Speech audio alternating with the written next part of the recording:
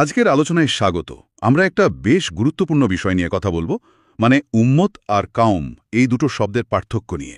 হ্যাঁ, এই শব্দ দুটো কিন্তু প্রায়ই গুলিয়ে ফেলা হয়। ঠিক তাই, কিন্তু এদের অর্থ বেশ আলাদা।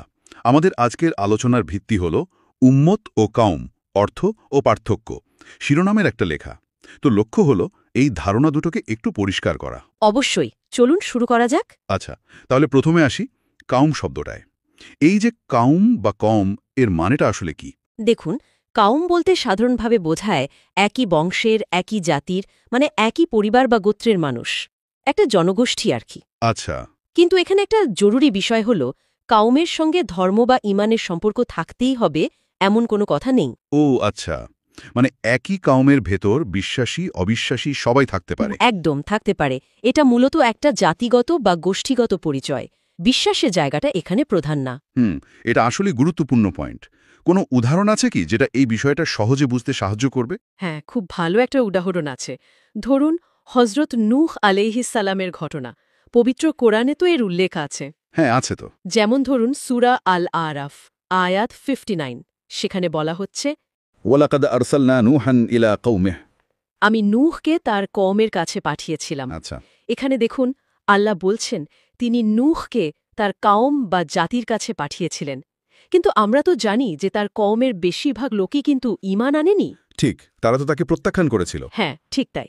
তো এটাই প্রমাণ করে যে কাউম শব্দটা আসলে জাতি বা জনগোষ্ঠী বোঝাতে ব্যবহৃত হয়, বিশ্বাসের ভিত্তিতে গঠিত কোনো দল নয়। উদাহরণটা খুব পরিষ্কার। তাহলে কাউম যদি বংশ বা জাতিভিত্তিক হয়, তাহলে উম্মাত বা উম্মা সেই শব্দটা কিভাবে আলাদা? এর মানে কি? উম্মত শব্দটা, মানে এর ধারণাটা কিন্তু বেশ ভিন্ন। উম্মত বলতে বোঝায় এমন একটা জনগোষ্ঠী যারা একই বিশ্বাস, একই ধর্ম, একই উদ্দেশ্য নিয়ে এবং সাধারণত একই নেতৃত্বের অধীনে ঐক্যবদ্ধ। ও, তার মানে এখানে বিশ্বাসের সম্পর্কটা সরাসরি। একদম, উম্মতের সম্পর্কটা সরাসরি ধর্ম আর ঈমানের সাথে। সাধারণত একজন নবীর অনুসারীদেরকেই তার উম্মত বলা হয়ে থাকে। যেমন ধরুন, আমরা নবী মোহাম্মদ সাল্লাল্লাহু আলাইহি ওয়াসাল্লামের উম্মত। তার মানে মূল ভিত্তিটাই হলো বিশ্বাস, জাতি বা বংশ নয়। ঠিক ধরেছেন। এই ধারণাটা পুরোপুরি বিশ্বাসের ওপর দাঁড়িয়ে আছে। কোরআনেও এই বিষয়টা আরও স্পষ্ট করা হয়েছে। ভার্স নেম সূরা আল আম্বিয়া, আয়াত 92। অ্যারাবিক রেসিটেশন ইন্না হাদিহি উম্মাতুকুম উম্মাতান ওয়াহিদা। বাংলা মিনিং নিশ্চয়ই এ তোমাদের উম্মত, একক উম্মত। একক উম্মত। হ্যাঁ, মানে এই আয়াতটা এটাই বলছে যে সমস্ত ঈমানদার, তারা যে জাতিরই হোক, যে দেশেরই হোক, তারা আসলে একটাই উম্মত, একটাই সম্প্রদায়। তাদের আসল পরিচয় হলো ঈমান, জাতি বা বর্ণ নয়। আচ্ছা।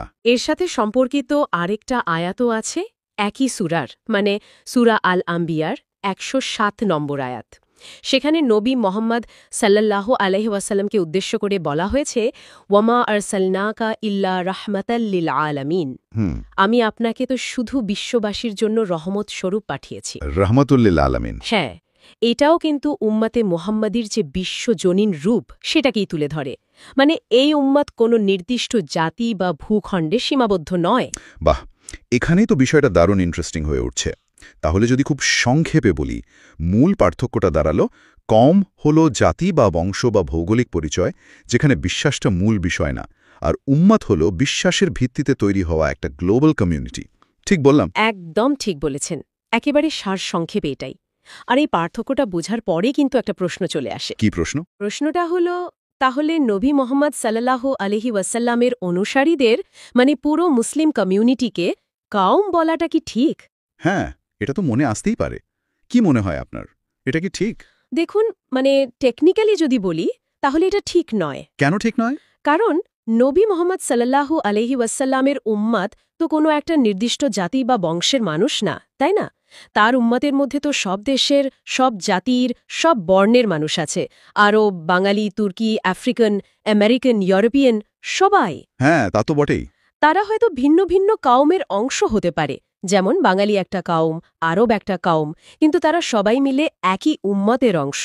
তাই পুরো মুসলিম কমিউনিটিকে একসাথে কাউম বললে তাদের এই যে বিশ্বজনীন পরিচয়, এই যে ঈমান ভিত্তিক পরিচয়, এটাকে আসলে সীমিত করে ফেলা হয়। আচ্ছা, বুঝতে পারছি। কারণে মুসলিমদের কাউম বলে ফেলেন, সেটাকে সাধারণত কোনো গুনাহ বা পাপ হিসেবে ধরা হয় না। এটা আসলে একটা পারিভাষিক ভুল বা শব্দ প্রয়োগের ভুল। ঠিক। কিছু বাস্তব উদাহরণ দিলে মনে হয় বিষয়টা আরও সহজে ঢোকা যাবে। অবশ্যই। যেমন ধরুন একজন বাংলাদেশি মুসলিম আর একজন আমেরিকান মুসলিম, তারা দুজন ভিন্ন দেশের ভিন্ন জাতিগোষ্ঠীর হতে পারে, মানে বৃহত্তর অর্থে ভিন্ন কাওমের অংশ, কিন্তু তাদের বিশ্বাস যেহেতু এক, তারা দুজনেই একই উম্মাতে মোহাম্মদীর সদস্য। ঠিক। আবার অন্যভাবে ভাবুন, একজন বাঙালি মুসলিম আর একজন বাঙালি যিনি মুসলিম নন, তারা দুজনে কিন্তু একই জাতি বা কাওমের অংশ, বাঙালি কাওম, কিন্তু বিশ্বাসের ভিন্নতার কারণে তারা একই উম্মতের সদস্য নন। আচ্ছা। কোরআনের দিকে তাকালেও দেখবেন, যেমন হজরত হুদ আলাইহিসসালামের কাওম ছিল আদ জাতি, হজরত সালেহ আলাইহিসসালামের কাওম ছিল সামুদ জাতি, এমনকি আমাদের নবী মোহাম্মদ সাল্লাল্লাহু আলাইহি ওয়াসাল্লামের নিজের কাওম মানে কুরাইশ বংশের অনেকেও তো তার উপর ঈমান আনেনি। হ্যাঁ, এটাও তো ঠিক। এই উদাহরণগুলো আসলেই কাওম আর উম্মতের পার্থক্যটা চোখে আঙুল দিয়ে দেখিয়ে দেয়। একদম। তাহলে আজকের আলোচনার মূল কথাটা এটাই দাঁড়ালো যে কাওম মূলত একটা জাতিগত বা বংশীয় পরিচয়, যার সাথে ঈমানের সম্পর্কটা জরুরি নয়।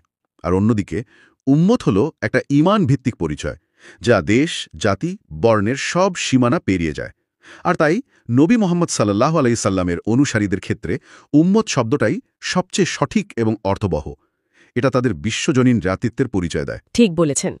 আর জ্ঞান তো তখনই সবচেয়ে মূল্যবান হয় যখন সেটা সঠিকভাবে বোঝা যায় এবং কাজে লাগানো যায়, তাই না? এই শব্দগুলোর সঠিক অর্থ আর ব্যবহার জানাটা আমাদের নিজেদের মধ্যে বোঝাপড়া বাড়াতে, এমনকি আমাদের ধর্মীয় আলোচনাগুলোকেও আরও স্পষ্ট করতে সাহায্য করে। অবশ্যই। হয়তো আলোচনার শেষে একটা প্রশ্ন রেখে যাওয়া যায় ভাবনার জন্য, এই যে ভাষাগত বা ধারণাগত ছোট ছোট কিন্তু গুরুত্বপূর্ণ পার্থক্যগুলো, এগুলো জানা বা বোঝা আমাদের একে অপরকে এবং বৃহত্তর সমাজকে বুঝতে আসলে কতটা সাহায্য করতে পারে? খুব সুন্দর একটা প্রশ্ন। এই ভাবনার অবকাশ রেখেই তাহলে আজকের মতো আলোচনা এখানেই শেষ করছি। ধন্যবাদ।